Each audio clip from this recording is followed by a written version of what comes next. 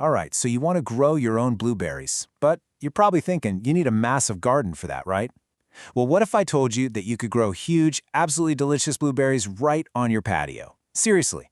Today, we're going to show you exactly how to pull off an insane harvest from just a single container. Let's do this.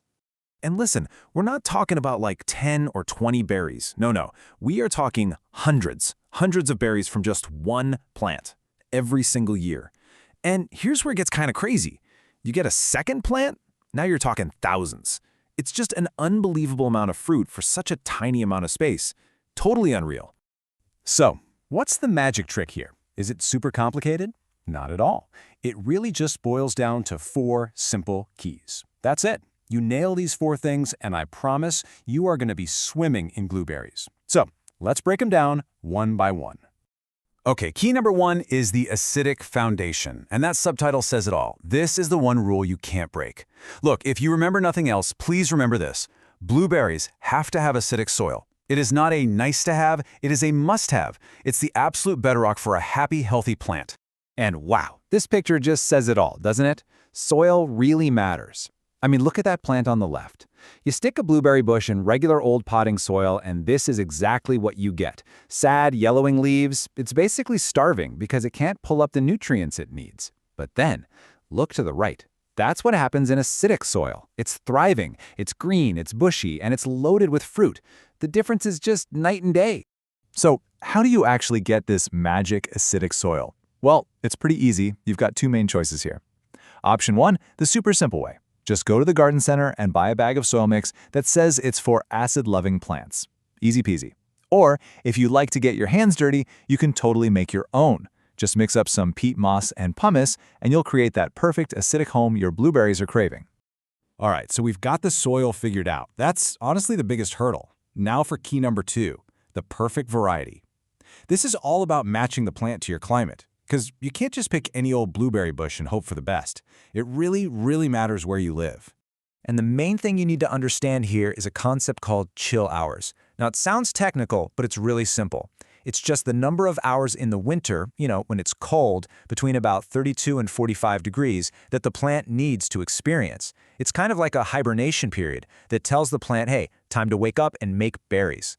Without enough chill hours, you just won't get any fruit. It's that important. So what does this mean for you? Well, if you live somewhere warm, you have to find what are called low-chill varieties. These are plants that don't need a super long, cold winter. For example, a variety like Bluesy needs less than 150 hours of cold. Sunshine Blue, another great one, needs under 200. These guys are your best friends if you live somewhere with mild winters. They'll make sure you get berries no matter what. Okay, now here's a pro tip. This one is a real game changer.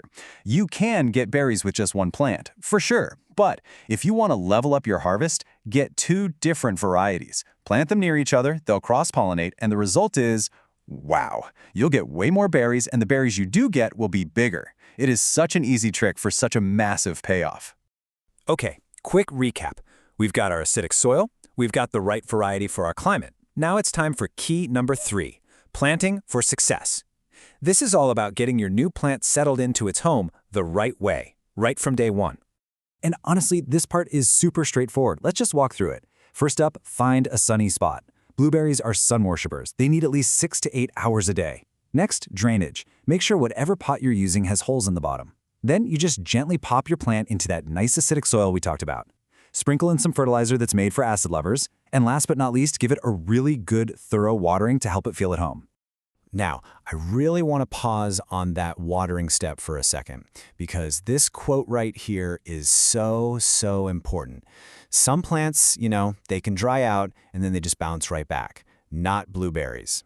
If a blueberry plant completely dries out, it has a very hard time recovering. It can be a real plant killer.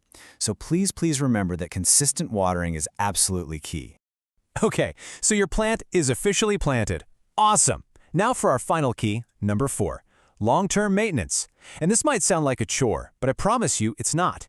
It's really just about building 3 super simple habits to keep your plant happy for years and years. So here's your whole routine. It's super easy to remember. First, mulch. Just throw a layer of wood chips on top of the soil. It looks nice, and it's amazing for keeping the soil from drying out too fast. Second, water. Just stick your finger in the soil every couple of days. If it feels dry, give it a drink. Simple as that. And third, fertilize. Just grab that same acidic fertilizer and follow the directions on the bag. That's literally all you have to do. And that's it. You've followed the 4 keys. You've given your plant everything it needs to thrive. So now we get to talk about the best part, the reward, the whole reason we're doing this, going from your patio to your plate. And I am not exaggerating when I say this. There is nothing like the taste of a blueberry that you've grown yourself. It's a completely different experience. They're so much sweeter, so much more flavorful and vibrant than anything you're going to find in those plastic clamshells at the supermarket. It's on a whole other level. Just think about all the amazing things you're going to make. We're talking fresh blueberry muffins on a Sunday morning, your own homemade jam, tossing them into smoothies, or honestly just eating them by the handful as the perfect snack. And you're going to have so many, you can even be the cool neighbor who gives away bags of fresh berries. So there you have it. It really is that simple. Growing a mountain of delicious blueberries right at home is something you can totally do. And hey, if these tips were helpful and you're feeling inspired, it would mean a lot to us if you'd hit that like button and subscribe to the channel. It just lets us know you enjoyed this and helps us make more guides just like it.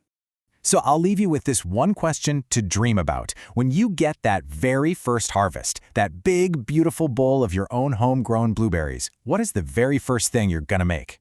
I'm curious. Drop a comment below and let us know.